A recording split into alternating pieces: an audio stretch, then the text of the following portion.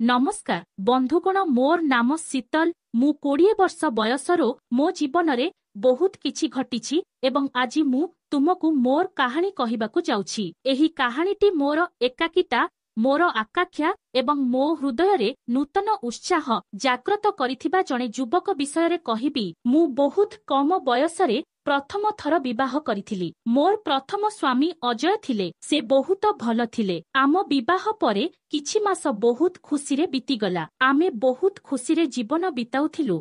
आमे परस्परर जत्न नेउथिलु। किंतु गोटिए दिन हठात एक दुर्घटना सबु किछि छड़ाई नेइगला। अजय मरिगले। मोर दुनिया नष्ट होइगला। मु दिन राति कांदुथिली। मो माँ बापा मो प्रति दया कले। से मोते पुणी विवाह कराइबाकू भाबिले जहा द्वारा मु पुणी थरे मोर जीवन आरंभ करि परिबी। एथर से मोते जणे धनी व्यक्ति विकासंक सहित विवाह कराइले। विकास 50 वर्ष बयस एवं जणे बड़ व्यवसायी। विवाहर प्रारंभिक दिन गुड़िक भल थिला। विकास मो सहित प्रेमरे कथा हेउथिले। मु भाबुथिली जे हुएत सबु किछि ठीक होइजिबो। किंतु धीरे धीरे मु तांकर सत्य जानि पारिली। से तांको कामरे एते व्यस्त जे मो पई तांको पाखरे समय नाही। से सकाळे शीघ्र ऑफिस जांती एवं विलंबित रातिरे घरकू फेरंती। जेतेबेले से घरकू फेरी थांती से एते क्लांत जे से केवल खांती एवं सोई पड़ती। मु प्रतिदिन रातिरे तांको पाखकू जीवाकू चेष्टा करे। मु तांकू कुंढेई पकाए। मु तांकू प्रेमरे आलिंगन करे। किंतु से शीतल कुहंती मु बहुत क्लांत एवं से 5 मिनिट मध्यरे सोई पड़े। मु बिछणारे एका सोई पड़े। मु कष्ट पाए। मो आखिरे लुह आसी जाए। मु अनुभव करे जे मोर जौवन नष्ट हेबाकू जाउछि। आमर घर बहुत बड़ 2 महला। तळे एक हॉल, रोसेई घर एवं खाइबा स्थान एवं उपरे एक शयन कक्ष अछि। विकासंकर ऑफिस मध्य घरे अछि। किंतु तथापि से सर्वदा बाहर कामरे व्यस्त। मोर दिन बहुत विरक्तिकर। मु सकाळे उठी जलखिया प्रस्तुत करे। किंतु विकास शीघ्र आसंती तुरंत चली जांती। तापरे मु घर काम शीघ्र करे। किंतु चाकर माने सबु किछि करुथिबारु मु किछि करे नाही। मु टीवी देखे, पुस्तक पढ़े। किंतु मोर किछि करिबाकू इच्छा हुए नाही। मु केवल विकास घर को आसी मो सहित किछि समय बिताइबा पई अपेक्षा करे। किंतु प्रत्येक थर समान कथा। से क्लांत होई घर को फेरी आसी सोई पड़ती। विकासर बयस हेतु शक्ति ह्रास पाई जाइथिला। से मोते खुशी रखिबाकू चाहंती। किंतु से ताहा करि पारु नाहंती। मु एक नूतन बधू। मोर अनेक इच्छा अछि। मु प्रेम चाहुछि। मु शारीरिक आनंद चाहुछि। किंतु विकास मोते ताहा देई पारु नाहंती। प्रति रातिरे मु आजि किछि घटाइबाकू चेष्टा करे। किंतु प्रत्येक थर मु निराश हुए। मु निजकू अभिशाप दिए। मु भाबुछि मो सहित एपरि काहिकी घटुछि। मु बहुत दुखित। मोर एकाकिता मोते ग्रास करुछि। मु भाबिबाकू लागिली जे हुएत मु अन्य कोनोसी पुरुष सहित एही तृषा मेंटाई पारिबी। मु जे कोनोसी सीमा को जीवाकू प्रस्तुत। मु केवल सेही प्रेम एवं खुशी चाहुछि जाहार मु योग्य। मु मोर प्रथम स्वामी अजयंकू मने पकाए। से सबु बेले मो सहित हसुथिले एवं मजा करुथिले। रातिरे से मोते तांको कोळकू नेउथिले एवं मु अनुभव करुथिली जे मोर दुनियार समस्त खुशी अछि। किंतु सेही घटना मो जीवनर सबुठारु खराब दिन थिला। वर्तमान विकास सहित मु सेही प्रेम पई आग्रही। मु अनुभव करुछि जे मु एक पिंजरारे बंद अछि जेउठारु बाहर को जीवार कोनोसी उपाय नाही। मोर इच्छा मो भितरे निया परि जळुछि एवं मु सेही नियारे जळुछि। तापरे गोटिए दिन रवि मो जीवन रे आसिला। रवि हेउछि आमर नुआ चाकर जिए घर काम करिबाकू आसंती। से युवक से निश्चय मो बयसर हेबो। शक्तिशाली एवं परिश्रमी। जेतेबेले मु ताकू प्रथम थर पई देखिली मोर हृदय धड़ धड़ करिबाकू लागिला। तांकर चौड़ा छाती, दृढ़ हाथ एवं सेही लाजकुड़ा हस मते एहा बहुत पसंद आसिला। जेतेबेले से घरे काम करे मु गुप्त भावरे ताकू देखुथाए। से झाड़ू करे, बासन माजी थाए एवं बहुत भल रोसेई मध्य करे। दिने दिने से मो पाई एक स्वतंत्र पनिपरिबा रांधे। मु ताहा खाई थाए एवं तार प्रशंसा करिथाए। से हालुका हसिला एवं मु मो हृदय रे एक अद्भुत खुशी अनुभव कली। मु भाबिली हुएत रवि मोर एही एकाकिता दूर करि परिबो। मु ताकू मो आडकू आकर्षित करिबाकू चाहुथिली। किंतु रवि ता कामरे एते व्यस्त जे मो आडकू देखिबा पई तार समय नाही। मु चेष्टा करिबाकु लागिली। गोटिए दिन मु रवि रोषेई करुथिबा रोषेई घरकु गली। मु ताकु पचारिली, रवि तुमे केउठारु, तुमर गा केमिति अछि? से मोते कहिला जे से एक छोट गारु एवं तांको बापा मा सेठारे रुहंती। से एठारे काम करे एवं सेमानंकु टंका पठाए। मु कहिली, तुमे बहुत भल। से टिके लाजेई होई तार काम करिबाकु लागिला। मु देखिली जे जेतेबेले मु तांको पाखरे थाए सेतेबेले से टिके नर्भस होई जांती। हुएतः से मो पाई किछि अनुभव करंती, किंतु से एहा देखाइबाकु चाहंती नाही। तापरे गोटिए दिन मु रवि को कहिली, मोर पिठी बहुत जंत्रणा हेउछि, तुमे मते मसाज करिबो कि? से टिकिए सकोच करी हम कहिले। से मो रूम को आसिले। मु बिछणारे सोई पड़िली। जेतेबेले से मो पिठी मसाज करिबा आरंभ कले, मु तांको शक्त हातर स्पर्श को प्रकृतरे पसंद कली। मो शरीर रे एक थरहर खेलीगला। मु तांको सहित कथा हेबाकु चेष्टा कली। मु रवि को पचारिली, तुमे एठारे काम करिबाकु पसंद कर कि? से कहिले, हाँ माडाम, एहा मोर काम। तांकर उत्तर छोट थिला, किंतु तांको स्वररे एक कोमलता थिला। मु आखि बंद करी सेही स्पर्श को उपभोग करिबाकु लागिली। मसाज परे से जेतेबेले चालीगले, मु भाबिली जे हुए तो मु तांकु पाखकु आनिबाकु चेष्टा करिबा उचित। परदिन मु तांकु मो पाद मसाज करिबाकु कहिली। मु सोफारे बसिथिली एवं से मो सामनारे तांको आंठु उपरे बसिगले। जेतेबेले से मो पाद छुइले, मु एक अद्भुत आराम अनुभव कली। मो शरीर रे एक उष्मता व्यापी जाउथिला। मु तांकु कहिली, रवि तुमर हाथ बहुत शक्तिशाली। से हालुका हसिले, किंतु किछि कहिले नाही। से बहुत भल। से मो प्रति ध्यान दियंती नाही, किंतु तांको प्रति मोर इच्छा मो मन रे बढ़िबारे लागिला। मु आहुरी चेष्टा कली। गोटिए दिन मु जानी सुनी एक पतला नाइटी पिंधिथिली, जेउथिरे मो शरीर स्पष्ट देखा जाउथिला। मु मो केस खोला रखी हालुका मेकअप कली। तापरे मु रविंकु मो रूम को डाकिली। मु कहिली, रवि मु बहुत क्लांत अनुभव करुछि, आपण मो संपूर्ण शरीर मालिश करि परिबो कि? से टिके असहज मने हेउथिला। से कहिले, माडाम ठीक अछि। से मो पाखकु आसी मो पिठी, कांध एवं अंटा मालिश करिबाकु लागिले। तांको हाथ मो चर्म उपरे खसी जाउथिला। मोर हृदय बहुत द्रुत गतिरे स्पंदित हेउथिला। मु तांको हाथ धरी मो छाती उपरे रखिली, किंतु रवि शीघ्र तांको हाथ काढी देले। से कहिले, माडाम एहा ठीक नुहे। तांको कंठरे क्रोध थिला। से तुरंत रूमरु बाहरी गले। मु बहुत लज्जित होईगली। मो गाल लाल होईगला, किंतु तांको प्रति मोर इच्छा आहुरी बढ़ीगला। मु जाने जे ए सबु भूल। मु विवाहित, विकास मोर स्वामी। मु तांकु सम्मान करिबा उचित, किंतु से मोते आवश्यक प्रेम एवं खुशी देई पारु नाहंती। मु जणे महिला, मोर मध्य आवश्यकता अछि। मु कोन सबु बेले एपरी कष्ट पाउथिबी? रवि विषय रे भाबी मोते रोमांचित करे, किंतु मु भय मध्य अनुभव करे। जदि विकास जानी जाए तेबे मोर जीवन नष्ट होइजिब। तथापि मु निजको रोकी पारु नाही। रातिरे जेतेबेले मु एकुटिया थाए, मु रवि विषय रे भाबे। मु स्वप्न रे देखे जे से मो पाखकु आसंती, मोते तांको कोळकु नेई जानती। तांको स्पर्श मो शरीर को शांत करे, किंतु सकाळे जेतेबेले मु आखि खोली थाए, मो सामनारे केवल एकाकिता थाए। दिने एपरी किछि घटिला जाहा मते अधिक विभ्रांत कला। मु मो रूम रे थिली। रवि घर काम करुथिला। मु गाधोइबा पई बाथरूम को गली। जेतेबेले मु बाहर को आसिली, मु केवल गामुछारे गुड़ा होइथिली। तापरे हठात रवि मो रूम रे आसिला। ताकू किछि जिनिस नेबाकू पड़िला। से मते सेही अवस्थारे देखिला। मु आश्चर्य होईगली, किंतु मु किछि कहिली नाही। से मध्य लज्जित होईगला। से शीघ्र चाही कहिला, क्षमा करिबे माडाम, मु जानि नथिली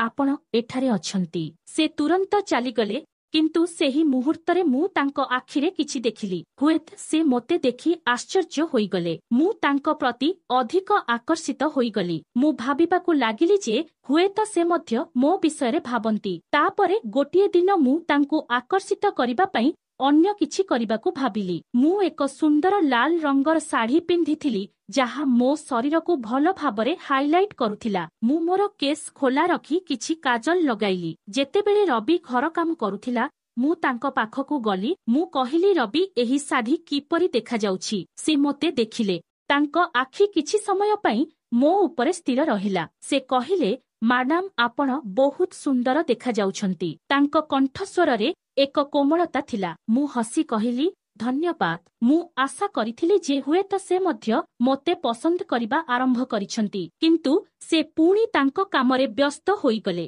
ରବି ବହୁତ ପରିଶ୍ରମୀ। ସେ ମୋତେ କହିଲେ ଯେ ସେ ତାଙ୍କ ଗାଁରେ ତାଙ୍କ ବାପା ମାଙ୍କୁ ଟଙ୍କା ପଠାନ୍ତି। ସେ କୁହନ୍ତି ଯେ ତାଙ୍କ ଚାକିରି ତାଙ୍କ ପାଇଁ ବହୁତ ଗୁରୁତ୍ୱପୂର୍ଣ୍ଣ। ହୁଏତ ସେଥିପାଇଁ ସେ ମୋଠାରୁ ଦୂରତା ରଖନ୍ତି। ସେ ଭୟ କରନ୍ତି ଯେ ସେ ତାଙ୍କ ଚାକିରି ହରାଇ ପାରନ୍ତି।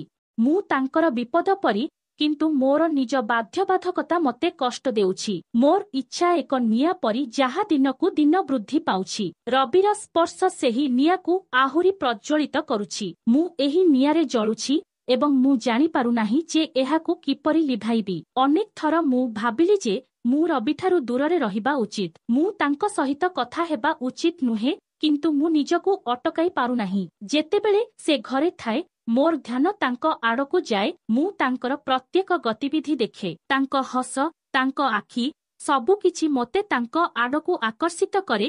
ରାତିରେ ଯେତେବେଳେ ମୁଁ ବିଛଣାରେ ଶୋଇଥାଏ, ମୁଁ ଭାବୁଛି ଯେ ମୁଁ ଇଚ୍ଛା କରେ ଯେ ରବି ମୋ ସହିତ ଥାଆନ୍ତା। ମୁଁ କଳ୍ପନା କରେ ଯେ ସେ ମୋ ପାଖକୁ ଆସିଥାଏ, ମୋତେ ଭଲ ପାଏ, ମୋର ସମସ୍ତ ଇଚ୍ଛା ପୂରଣ କରେ। ଏହି ଚିନ୍ତାଧାରା ମୋତେ କିଛି ଆଶ୍ୱସ୍ତି ଦିଏ, କିନ୍ତୁ ବାସ୍ତବରେ କିଛି ହୁଏ ନାହିଁ।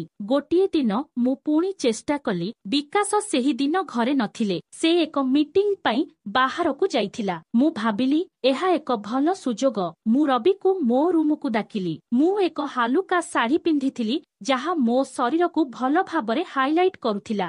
ମୁଁ କହିଲି, ରବି, ମୋର ଅଣ୍ଟାରେ ବହୁତ ଯନ୍ତ୍ରଣା ହେଉଛି। ତୁମେ ମୋତେ ମସାଜ କରିବ କି? ସେ ମୋ ପାଖକୁ ଆସି ମୋର ଅଣ୍ଟା ଦବାଇବା ଆରମ୍ଭ କଲେ। ତାଙ୍କ ହାତ ମୋ ଚର୍ମ ଉପରେ ଖସି ପଡ଼ିଲା। ମୋ ସାରା ଶରୀରରେ ଏକ ଉଷ୍ମତା ବ୍ୟାପିଗଲା। ମୁଁ ଆଖି ବନ୍ଦ କରି ସେହି ମୁହୂର୍ତ୍ତକୁ ଉପଭୋଗ କରିବାକୁ ଲାଗିଲି। ମାସାଜ କରିବା ସମୟରେ ମୁଁ ବହୁତ କ୍ଳାନ୍ତ ହୋଇଗଲି। ମୁଁ ଶୋଇପଡ଼ିଲି। ସ୍ୱପ୍ନରେ ମୁଁ ରବିକୁ ମୋ ପାଖରେ ଦେଖିଲି। ମୁଁ ତାର ନାମ ଡାକିଲି। ଯେତେବେଳେ ମୁଁ ଆଖି ଖୋଲିଲି, ରବି ମୋତେ ଅଜବ ଆଖିରେ ଦେଖୁଥିଲା। ମୁଁ ଚକିତ ହୋଇଗଲି। ମୁଁ ରବିକୁ ପଚାରିଲି, କ'ଣ ହୋଇଛି? ସେ କିଛି କହିଲା, ମ୍ୟାଡାମ, ତୁମେ ଶୋଇପଡ଼ିଥିଲ। କିନ୍ତୁ ତାଙ୍କ ଆଖିରେ କିଛି ଥିଲା। ହୁଏତ ସେ ବୁଝିପାରିଲେ ଯେ ମୁଁ ତାଙ୍କ ବିଷୟରେ ଭାବୁଛି। ମୁଁ ବହୁତ ଲଜ୍ଜିତ ହୋଇଗଲି। ମୋ ଗାଲ ଲାଲ ହୋଇଗଲା। ମୁଁ ଶୀଘ୍ର ମୋର ଶାଢ଼ୀ ସଜାଡ଼ିଲି ଏବଂ କହିଲି, ଠିକ ଅଛି, ତୁମେ ଯାଇପାରିବ। ସେ ଉଠି ଚାଲିଗଲା, କିନ୍ତୁ ମୋ ମନରେ ଏକ ଝଡ଼ ଉଠିଲା। ରବି କ'ଣ ପ୍ରକୃତରେ ମୋ ନାମ ଶୁଣିଲା? ସେ କ'ଣ ମୋ ହୃଦୟ କହୁଛି ତାହା ବୁଝିପାରିଲା? ସେହିଦିନ ପରେ ମୁଁ ଭାବିବାକୁ ଲାଗିଲି। ମୋ ହୃଦୟରେ ଏକ ଆଶା ଉଠିଲା ଯେ ହୁଏତ ରବି ମଧ୍ୟ ମୋ ପାଇଁ କିଛି ଅନୁଭବ କରେ, କିନ୍ତୁ ସେହି ସମୟରେ ଭୟ ମଧ୍ୟ ଥିଲା ଯେ ସେ ମୋଠାରୁ ଆହୁରି ଦୂରକୁ ଯାଇପାରନ୍ତି। ମୁଁ ବହୁତ ଦ୍ୱନ୍ଦ୍ୱରେ ଥିଲି। ମୋର ଇଚ୍ଛା ମୋତେ ବାଧ୍ୟ କରୁଥିଲା। ମୁଁ ନିଷ୍ପତ୍ତି ନେଇଥିଲି ଯେ ମୁଁ ରବିଙ୍କୁ ମୋ ପାଖକୁ ଆଣିବି, ଯାହା ହେଉନା କାହିଁକି। ରାତି ଥିଲା। ଘରେ ନୀରବତା ବ୍ୟାପିଗଲା। ସକାଳ ହୋଇଥିଲା। ବାହାର ଦୁନିଆ ସର୍ବଦା ପରି ଚାଲୁଥିଲା, କିନ୍ତୁ ସେହି ରାତି ମୋ ପାଇଁ ବିଶେଷ ଥିଲା। ମୁଁ ସେହି ରାତିରେ ନିଜକୁ ପ୍ରସ୍ତୁତ କରିଥିଲି। ମୁଁ ଏକ ହାଲୁକା ଖୋଲା ଡିଜାଇନ ଡ୍ରେସ୍ ପିନ୍ଧିଥିଲି। ଏହା ଏପରି ଥିଲା ଯେ ମୋର ଚର୍ମ ଏଥିରେ ନିଶ୍ୱାସ ନେଉଥିଲା ଏବଂ ମୋର ଶରୀର ଏହାର ନରମ ସ୍ପର୍ଶରେ ଆହୁରି ସୁନ୍ଦର ଦେଖାଯାଉଥିଲା। ମୁଁ ମୋର କେଶ ଖୋଲା ରଖିଥିଲି, ଯାହା ମୋ ଅଣ୍ଟା ପର୍ଯ୍ୟନ୍ତ ପ୍ରବାହିତ ହେଉଥିଲା। ମୁଁ ହାଲୁକା ମେକଅପ୍ କରିଥିଲି। ଆଖିରେ କାଜଲ ଏବଂ ଓଠରେ ହାଲୁକା ଚମକ। ଯେତେବେଳେ ମୁଁ ନିଜକୁ ଦର୍ପଣରେ ଦେଖିଲି, ମୋତେ ଲାଗିଲା ଯେପରି ମୁଁ ଏକ ସ୍ୱପ୍ନରୁ ବାହାରି ଆସିଛି। ମୋର ମନ ଉତ୍ସାହିତ ହୋଇଗଲା ଏବଂ ମୁଁ ଚାହୁଁଥିଲି ଯେ ରବି ମୋ ଆଡ଼କୁ ଆକର୍ଷିତ ହେଉ। ରବି ଘର ବାହାରେ ଠିଆ ହୋଇଥିଲା। ରବି ଘର କାମରେ ବ୍ୟସ୍ତ ଥିଲା। ସେ ଜଣେ ସରଳ ପରିଶ୍ରମୀ ପିଲା ଥିଲା ଯିଏ ସବୁବେଳେ ଆଖି ତଳକୁ ରଖିଥିଲା। କିନ୍ତୁ ସେହି ରାତିରେ ମୁଁ ତାକୁ ମୋ ରୁମକୁ ଡାକିଲି। ମୋ ସ୍ୱରରେ କିଛି ଥିଲା, ହୁଏତ ଏକ ଆଗ୍ରହ, ହୁଏତ ଏକ ଆକର୍ଷଣ। ମୁଁ କହିଲି, ରବି, ତୁମେ ମୋ ସହିତ କିଛି ସମୟ ବସିପାରିବ କି? ମୁଁ ତୁମ ସହିତ କିଛି ବିଷୟରେ କଥା ହେବାକୁ ଚାହୁଁଛି। ସେ ଟିକେ ଆଶ୍ଚର୍ଯ୍ୟ ହେଲେ, କିନ୍ତୁ ହଁ କହିଲେ ଏବଂ ମୋ ରୁମକୁ ଆସିଲେ। ସେ ମୋ ସାମ୍ନାରେ ବସିଲେ ଏବଂ ମୁଁ ତାଙ୍କ ଆଖିକୁ ଚାହିଁଲି। ମୋ ହୃଦୟରେ ଏକ ଝଡ଼ ହେଉଥିଲା। ମୁଁ କହିଲି, ରବି, ମୁଁ ବହୁତ ଏକା। ମୋ ଜୀବନରେ ଏକ ଶୂନ୍ୟତା ଅଛି ଯାହା ମୋତେ ପ୍ରତି ରାତିରେ ହଇରାଣ କରେ। ମୁଁ ତୁମକୁ ମୋ ହୃଦୟରେ କ'ଣ ଅଛି ତାହା କହିବାକୁ ଚାହୁଁଛି। ସେ ମୋ ଆଖିକୁ ଚାହିଁ ଧୀରେ ଧୀରେ କହିଲେ, ମ୍ୟାଡାମ ଆପଣ ମୋତେ ସବୁ କିଛି କହିପାରିବେ। ମୁଁ ତୁମକୁ ସାହାଯ୍ୟ କରିବି। ମୋ ଆଖିରେ ଲୁହ ଆସିଗଲା। ମୁଁ କହିଲି, ରବି ମୋର ବୈବାହିକ ଜୀବନରେ ଆଉ କିଛି ବାକି ନାହିଁ। ମୋ ସ୍ୱାମୀ ମୋତେ ସମୟ ଦିଅନ୍ତି ନାହିଁ। ସେ ତାଙ୍କ କାମରେ ବୁଡ଼ି ରହନ୍ତି ଏବଂ ମୁଁ ପ୍ରତି ରାତିରେ ଯନ୍ତ୍ରଣାରେ ବିଛଣାରେ ଏକା ଶୋଇପଡ଼େ। ମୁଁ ପ୍ରେମ ଚାହୁଁଛି। ମୋତେ ସେହି ଉଷ୍ମତା ଦରକାର ଯାହା ମୋ ଶରୀର ଏବଂ ହୃଦୟକୁ ଶାନ୍ତ କରିପାରିବ। କିନ୍ତୁ ମୁଁ ତାହା କୌଣସି ସ୍ଥାନରେ ପାଉନାହିଁ। ରବି ନୀରବରେ ଶୁଣୁଥିଲା। ତାଙ୍କ ଆଖିରେ ମୁଁ ମୋର ଦୁଃଖର ପ୍ରତିଫଳନ ଦେଖିପାରୁଥିଲି। ସେ କହିଲେ, ମ୍ୟାଡାମ ଆପଣ କଣ କହୁଛନ୍ତି ମୁଁ ବୁଝିପାରୁଛି। ମୁଁ ଆପଣଙ୍କୁ ସାହାଯ୍ୟ କରିବାକୁ ଚାହୁଁଛି। ମୁଁ ତାଙ୍କ ହାତ ଧରିଲି। ତାଙ୍କ ସ୍ପର୍ଶ ମୋ ପାଇଁ ବିଦ୍ୟୁତ ପରିଥିଲା, ଉଷ୍ମ, କୋମଳ ଏବଂ ବିଶ୍ୱାସଯୋଗ୍ୟ। ମୁଁ କହିଲି, ରବି ଆପଣ କଣ ମୋର ତୃଷା ମେଣ୍ଟାଇ ପାରିବେ? ମୁଁ ଯେଉଁ ପ୍ରେମ ପାଇଁ ଚାହୁଁଛି ତାହା ମୋତେ ଦେଇପାରିବେ? ସେ ଟିକିଏ ସକୋଚ କଲେ କିନ୍ତୁ ତାପରେ ସେ ହମ୍ କହିଲେ। ତାଙ୍କ କଣ୍ଠସ୍ୱରରେ ଏକ ସତ୍ୟ ଥିଲା। ସେ କହିଲେ, ମ୍ୟାଡାମ ମୁଁ ଆପଣଙ୍କୁ ସାହାଯ୍ୟ କରିବି। ମୁଁ ତାଙ୍କୁ ମୋ ପାଖକୁ ଟାଣି ଆଣି କୁଣ୍ଢେଇ ପକାଇଲି। ତାଙ୍କ ଛାତି ଛୁଇଁବା ମାତ୍ରେ ମୋର ହୃଦୟ ଦ୍ରୁତ ଗତିରେ ଧଡ଼କିବାକୁ ଲାଗିଲା। ସେହି ମୁହୂର୍ତ୍ତରେ ସବୁକିଛି ବଦଳିଗଲା। ଆମ ମଧ୍ୟରେ ଏକ ଗଭୀର ଭାବପ୍ରବଣ ସମ୍ପର୍କ ସୃଷ୍ଟି ହେଲା। ମୁଁ ତାଙ୍କୁ ମୋ ବିଛଣାକୁ ନେଇଗଲି ଏବଂ ତାଙ୍କୁ ଶୁଆଇଦେଲି। ମୋର ହାତ ଥରି ଉଠିଥିଲା। ଆମେ ପରସ୍ପରର ନିକଟତର ହେଲୁ ଏବଂ ତାଙ୍କର ଉଷ୍ମତା ମୋ ଶରୀରକୁ ସ୍ପର୍ଶ କଲା। ଆମେ ପରସ୍ପରକୁ ଆଦର କରିବାକୁ ଲାଗିଲୁ। ମୁଁ ତାଙ୍କ ଶକ୍ତିକୁ ମୋ ହାତରେ ନେଇଗଲି। ମୁଁ ତାଙ୍କୁ ପ୍ରେମରେ ଆଦର କଲି। ସେ ମଧ୍ୟ ମୋତେ ସ୍ପର୍ଶ କଲେ ଏବଂ ତାଙ୍କ ଆଙ୍ଗୁଠିର ଉଷ୍ମତା ମୋ ଶରୀରରେ ନିଆଁ ଜଳାଇଲା। ଆମେ ପରସ୍ପରର ନିକଟତର ହେଲୁ। ମୁଁ ତାଙ୍କୁ ମୋ ପାଟିରେ ଭଲ ପାଉଥିଲି ଏବଂ ସେ ମୋତେ ଭଲ ପାଉଥିଲେ। ସେହି ମୁହୂର୍ତ୍ତଗୁଡ଼ିକ ଏତେ ନାଜୁକ ଏବଂ ଗଭୀର ଥିଲା ଯେ ମୋ ହୃଦୟର ପ୍ରତ୍ୟେକ ତୃଷା ମେଣ୍ଟାଇ ଦେଲା। ତାପରେ ମୁଁ ତାକୁ ମୋ ଭିତରେ ନେଇଗଲି। ଆମେ ଦୁଇଟି ଅପୂର୍ଣ୍ଣ ଆତ୍ମା ଏକାଠି ହେବା ପରି ପରସ୍ପର ସହିତ ମିଶିଗଲୁ। ଭାବନା ଥିଲା, ପ୍ରେମ ଏବଂ ସାନ୍ତ୍ୱନା ଯାହା ମୁଁ ଏତେ ଦିନ ଧରି ଖୋଜୁଥିଲି। ମୁଁ ତାଙ୍କ ସହିତ ପ୍ରତ୍ୟେକ ମୁହୂର୍ତ୍ତକୁ ଉପଭୋଗ କଲି ଏବଂ ସେ ମୋର ପ୍ରତ୍ୟେକ ଇଚ୍ଛା ପୂରଣ କଲେ। ସେହି ରାତି ପରେ ମୁଁ ଖୁସି ହୋଇଗଲି। ମୁଁ ରବିକୁ କହିଲି, ରବି ତୁମେ ମୋତେ ଯାହା ପାଇଁ ମୁଁ ଚାହୁଁଥିଲି ତାହା ଦେଇଛ। ମୁଁ ତୁମକୁ ବହୁତ ଭଲ ପାଏ। ସେ ହସି ହସି କହିଲେ, ମ୍ୟାଡାମ ମୁଁ ମଧ୍ୟ ତୁମକୁ ଭଲ ପାଏ। ଆମେ ଦୁହେଁ ପରସ୍ପର ସହିତ ଶାନ୍ତିରେ ଥିଲୁ। ମୋର ଅପୂର୍ଣ୍ଣ ଇଚ୍ଛା ପୂରଣ ହୋଇଥିଲା। ସେହି ଶୂନ୍ୟତା, ସେହି ଆକାଂକ୍ଷା ସବୁକିଛି ଚାଲିଯାଇଥିଲା। ରବିଙ୍କ ସହିତ ମୁଁ ସେହି ପ୍ରେମ ଏବଂ ଖୁସି ପାଇଲି ଯାହା ମୁଁ ପ୍ରତି ରାତିରେ ବିଛଣାରେ ଶୋଇ ମୋ ସ୍ୱପ୍ନରେ ଖୋଜୁଥିଲି। ଏବଂ ମୋର କାହାଣୀ ଏଠାରେ ଏହିପରି ଶେଷ ହୁଏ। ମୁଁ ଏବେ ଖୁସି ଏବଂ ମୋର ହୃଦୟ ପୂର୍ଣ୍ଣ। ବନ୍ଧୁଗଣ, ଆପଣମାନଙ୍କୁ ଏହି କାହାଣୀ କିପରି ଲାଗିଲା? ଦୟାକରି ଆପଣଙ୍କର ମତାମତ ସେୟାର କରନ୍ତୁ।